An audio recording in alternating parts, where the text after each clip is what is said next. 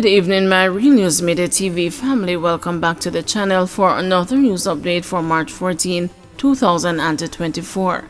And in the news this evening, St. James JLP Councilors Anthony Murray and Gregory Harris disqualified for refusing to swear on the Bible.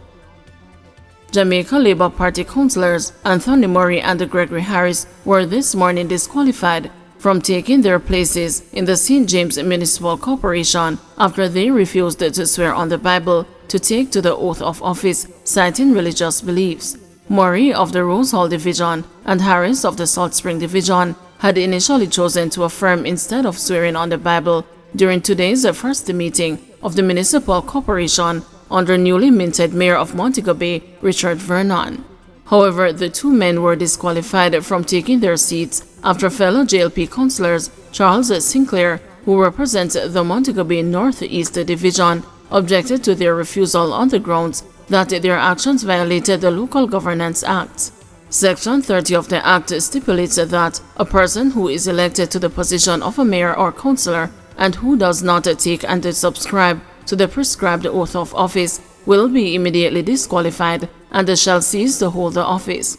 However, Murray and Harris are contending that they were given the option to affirm in keeping with their religious beliefs when they were freshly installed as councillors on Thursday, March 7, following the February 26 local government election.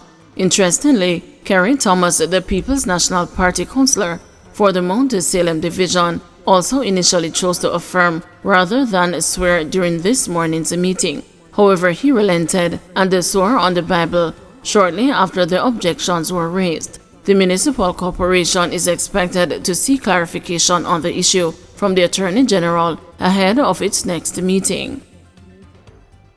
Kartel, Sean Storm, and a fellow murder accused expected to seek bail pending appeal court retrial decision.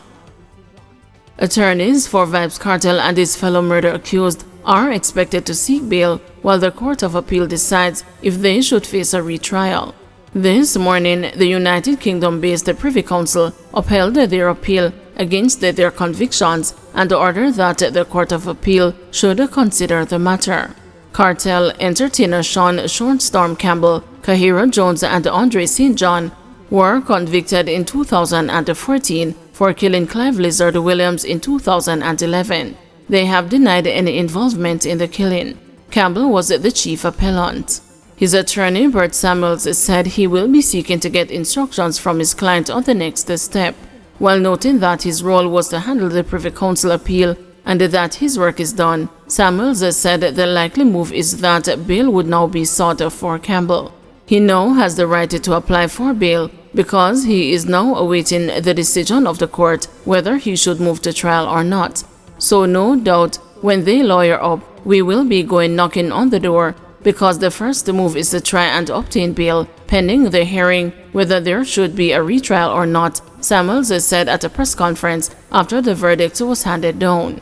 The Judicial Committee of the Privy Council has unanimously concluded that the appeals should be allowed and the appellant's convictions should be quashed on the grounds of jury misconduct and that the case should be remitted to the Court of Appeal to decide whether to order a retrial of the appellants, said Lord David Lloyd Jones, one of 5 law lords who heard the appeal. Samuels, Isaac Buchanan, and Bianca Samuels forms a part of the local team of defense appeal attorneys for Campbell.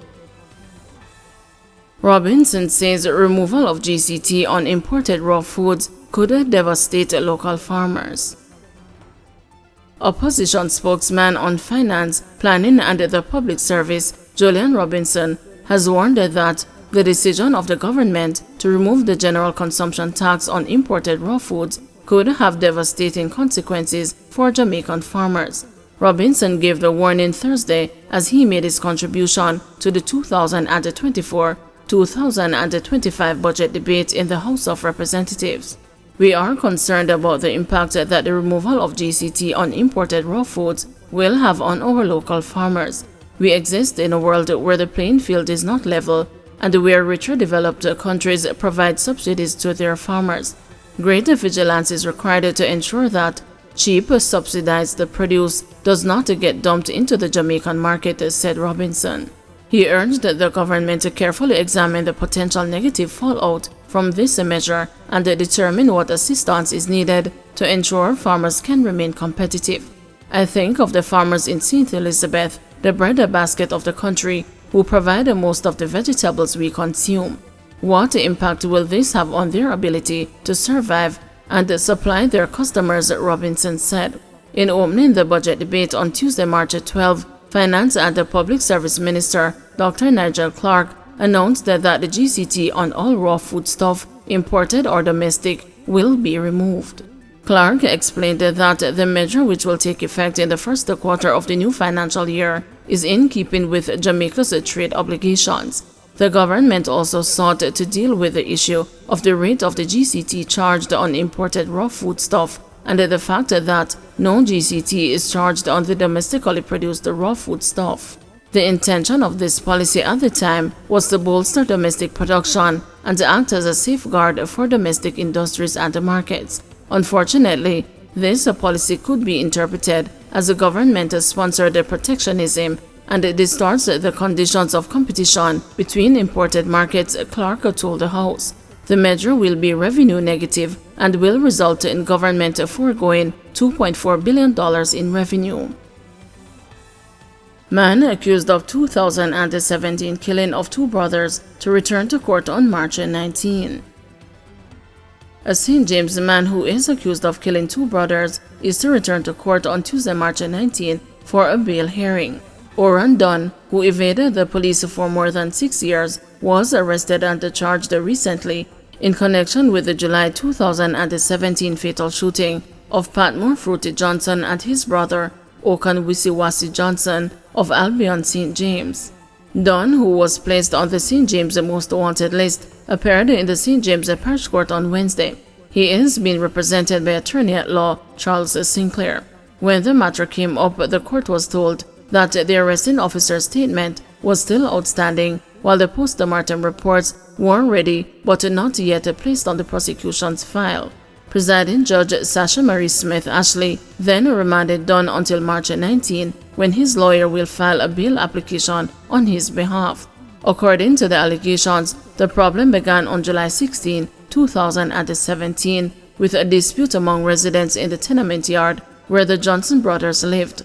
Several people involved in the dispute reportedly issued violent threats. The quarrel resumed the following morning, and about 8:25, the brothers were in an argument with another man. It is further reported that during that argument, a gun was pulled and both the brothers were shot. They reportedly ran a short distance before collapsing in their yard. They were pronounced dead at hospital. Grange Hill Primary continues online classes as a fear grips the community. Classes at the Grange Hill Primary School in Westmoreland are online for a second day as the tension from gang violence continues to grip the community. It was expected that face-to-face classes would resume at the primary and high school on Thursday, following Tuesday's disruption. Parents from the primary school had reported receiving threats of violence against the school and had rushed to collect their children. A major police military operation was launched in Grange Hill on Wednesday, and the head of Area 1, Assistant Commissioner of Police Clifford Chambers, said members of the security forces have increased their presence in the area. But speaking with the news, Principal of Grange Hill Primary School Clayton Smith said further reassurance is needed from the police before a sense of normality is returned. At this time, we are having, a tense calm within the community. Fear is still there, and the parents are somewhat reluctant to send their children out in this kind of condition. The teachers are a little apprehensive, and we are hoping to hear enough from the security forces that will help us to be reassured that any occurrence of violence will not take place within our space.